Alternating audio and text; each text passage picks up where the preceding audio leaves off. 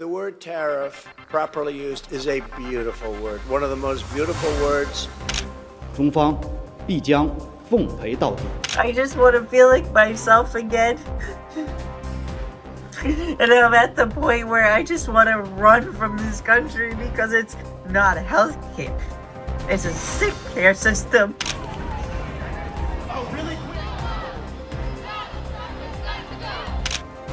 Beijing's downturn is worse than during the pandemic. The tariff war has shattered China's consumption structure. Beijing has officially agreed to resume trade negotiations with the United States. And within hours, headlines across the world were celebrating, calling it a victory for Washington and proof that Trump's tariff war had finally forced China to fold. On the surface, it looks like a win. The world's biggest superpower flexes its economic muscle. Beijing comes back to the table. Game over, right? But take a closer look and the picture starts to blur. If the US has truly won, why are American consumers paying more than ever for basic goods? Why is everything so expensive? Hi guys, I'm really stressed today. I just went to the grocery store, bought 10 items, and it was $80 freaking already. If China has truly lost, why are its factories still running on low capacity, yet its government isn't panicking? What looks like a surrender might actually be a strategic retreat, a quiet step back to prepare for something much bigger. In this episode, we break down why this deal is not what it seems, how both economies are hurting beneath the surface, and why the next chapter in the US-China economic war is only just beginning. To understand where we are now, we need to rewind to the beginning, the launch of what many call the most consequential trade war of the 21st century. In 2018, the Trump administration imposed sweeping tariffs on Chinese goods. The logic, according to the White House, was simple.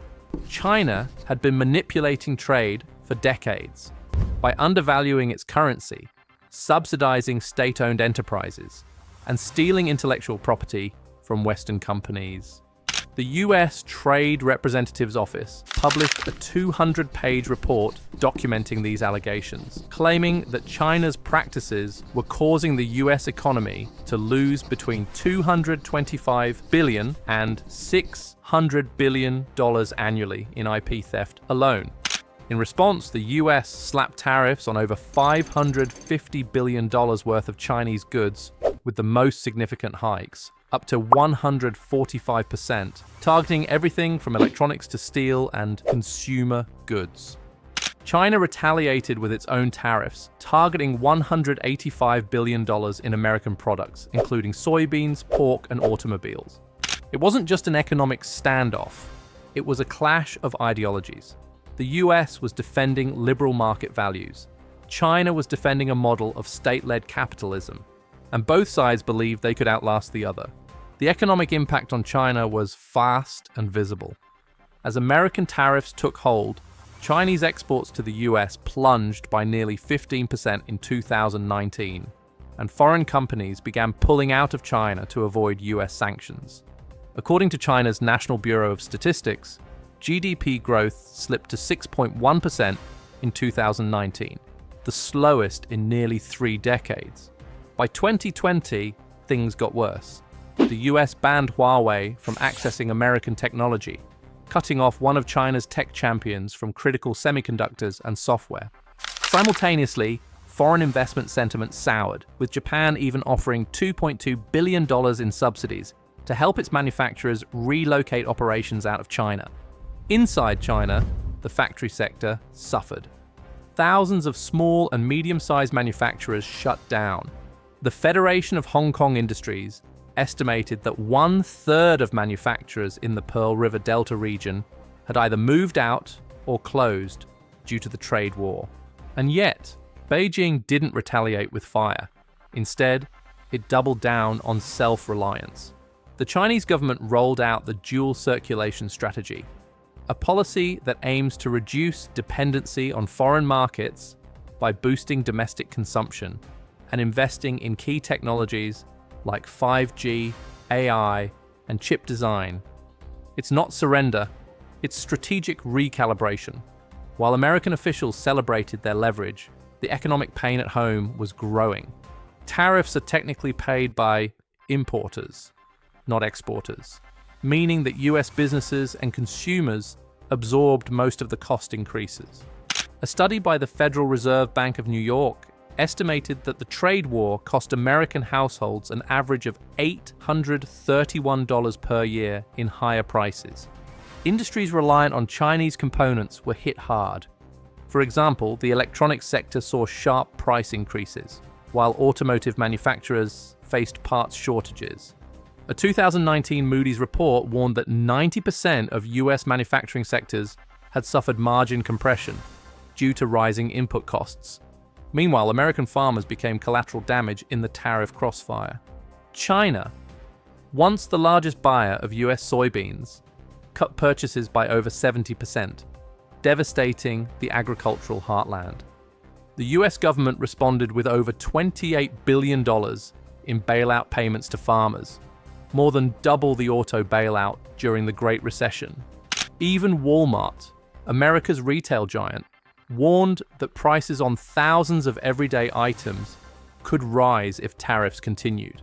Footwear companies like Nike and Adidas openly criticized the administration, stating that the tariffs amounted to a hidden tax on working-class Americans. In short, the economic body blows weren't one-sided.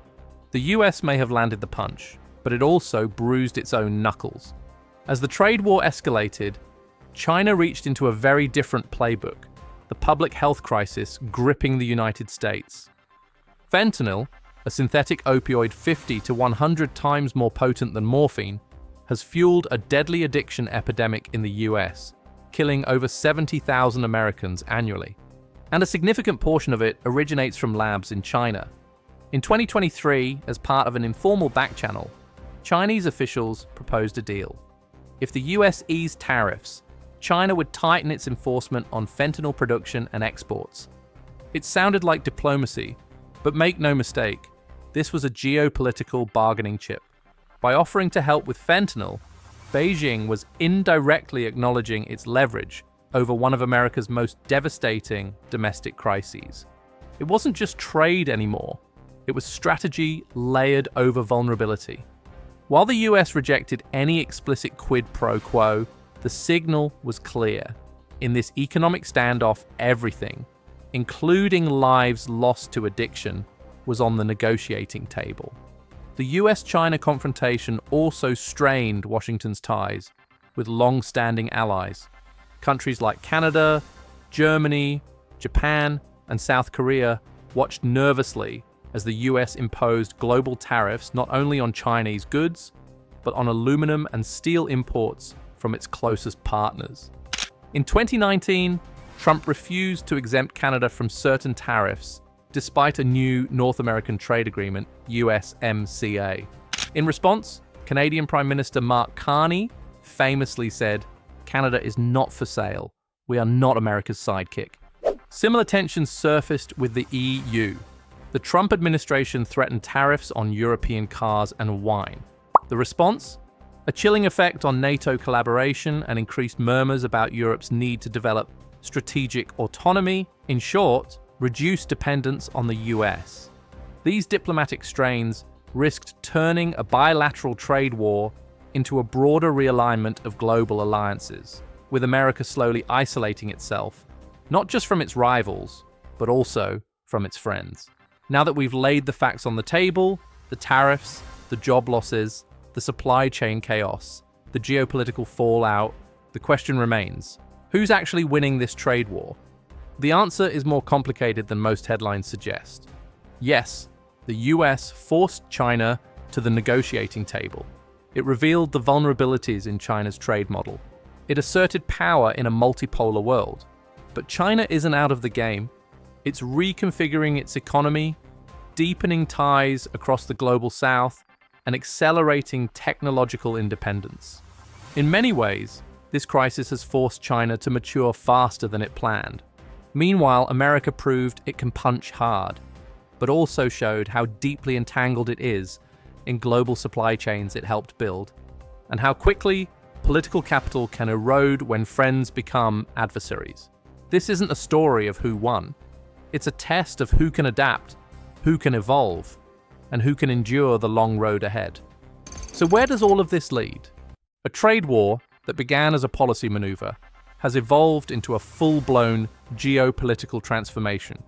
It's not just about tariffs anymore. It's about the reshaping of alliances, the weaponization of supply chains, the testing of national resilience, and the rewriting of global rules.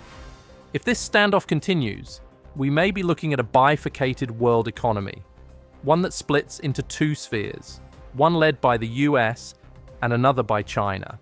That would mean two tech ecosystems, two sets of trade norms, two incompatible standards. And for businesses, governments, and individuals caught in the middle, the costs could be staggering. It also raises a deeper question. What kind of global order are we really building? One driven by cooperation and shared growth, or one where leverage, disruption, and economic pain are the default tools of diplomacy? Because here's the truth. When the two largest economies on Earth collide, everyone feels the aftershocks. From Wall Street to rural farmland, from Vietnamese factories to European ports, the ripple effect is global. And maybe that's the most dangerous part. Not the confrontation itself, but the assumption that it can be controlled.